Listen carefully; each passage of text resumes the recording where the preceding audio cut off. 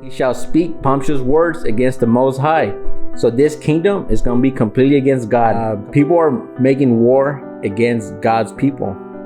That is important here, right? They're trying to change God's words around. So we look at modern times right now, and we're slowly turning against Christians. Christianity is being almost forbidden, like it is being looked frowned upon. Daniel chapter 7 verse 15. We're going to interpret Daniel's visions. Here we go. 15. I, Daniel, was grieved in my spirit within my body, and visions of my head troubled me. I came near to one of those who stood by and asked him the truth of all this. So he told me and made known to me the interpretation of these things. So Daniel is asking for an interpretation of his visions, right? A lot of times we just need to pray and ask God, what is the meaning of these visions? All right, that's pretty much what you have to do. Anytime you have a vision or anytime you see something that you just don't understand, ask God, what is the interpretation? What is the meaning of all this?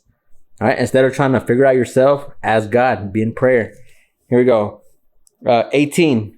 But the saints of the Most High shall receive the kingdom and possess the kingdom forever, even forever and ever. All right, God and his people will have the kingdom forever and ever. All right, it says here, kingdom possess the kingdom forever, even forever and ever. 19.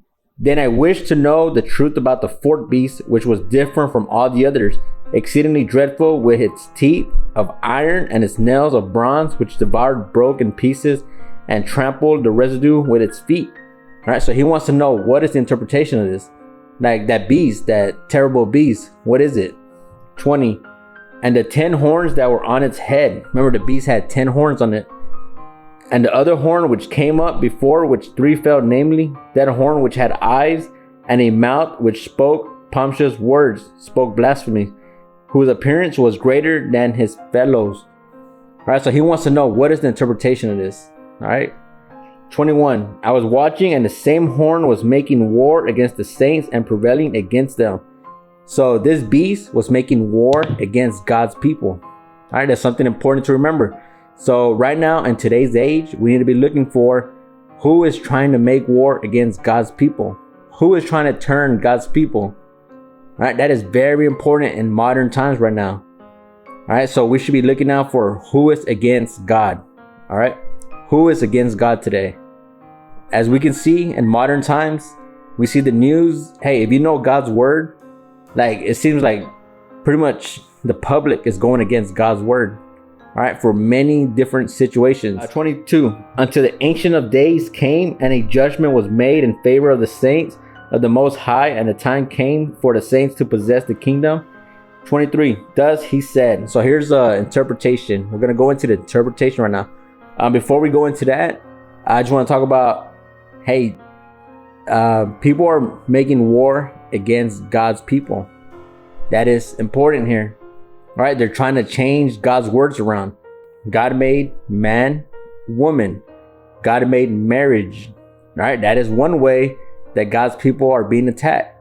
Oh, y'all are this or y'all are that. We're being name called. Hey, God made it specific. Man, woman. Here we go. 23. Thus he said, the fourth beast shall be a fourth kingdom on earth, which shall be different from all the other kingdoms, and shall devour the whole earth, trample it, and break it in pieces. So the fourth beast is going to be pretty bad. It's going to be trampling the other kingdoms. 24. The 10 horns are 10 kings who shall rise from this kingdom. 10 kings from one kingdom. And another shall rise after them. He shall be different from the first one, and shall subdue 3 kings. So it's just kingdom, 10 kings, and then 3 more kings. Subdue 3 kings. It's a kingdom being built. All right. Here we go. 25. He shall speak pompous words against the Most High. So this kingdom is going to be completely against God. Completely against God. Remember that. Shall persecute the saints of the Most High, and shall intend to change times and laws. Then the saints shall be given in his hand for time and times and half a time. So again, intend to change times and laws. Laws are going to be changed.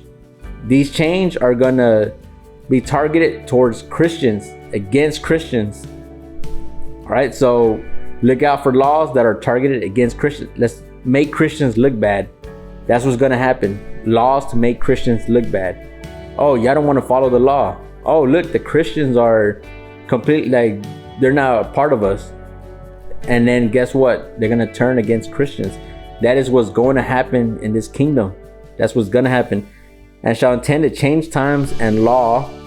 Then the saints shall be given into his hands for a time and times and half a time. That's huge, man. That's huge. So we look at modern times right now, and we're slowly turning against Christians. Christianity is being almost forbidden, like it is being frowned upon. Like it's shameful to admit you're a Christian. Like that's pretty much what it's coming to. Man, you know, I went to college and I saw the direction it was headed. Man, the things that were being accepted and not accepted, man, it was, you know, I actually wasn't like all into Christianity at the time. I didn't really read my Bible, but I knew the fundamentals. I knew the basics. I knew man, woman. I knew that. And things were changing and they were being encouraged. Man, it was really heartbreaking, to be honest. And you know, now thinking about it, I remember people were lost. Man, people were lost.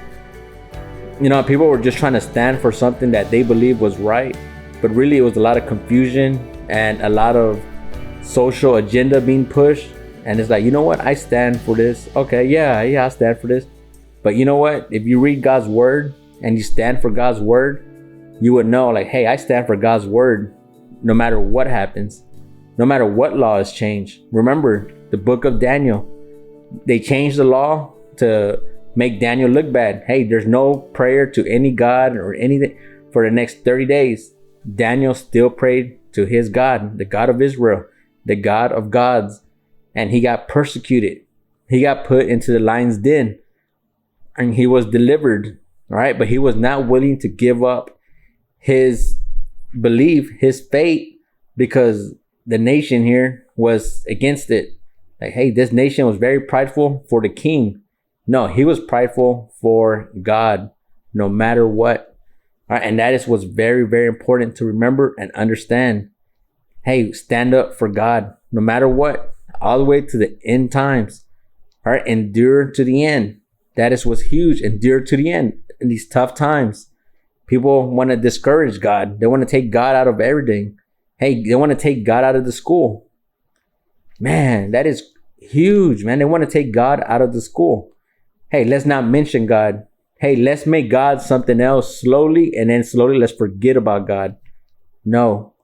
All right, no. Let's stand up for God.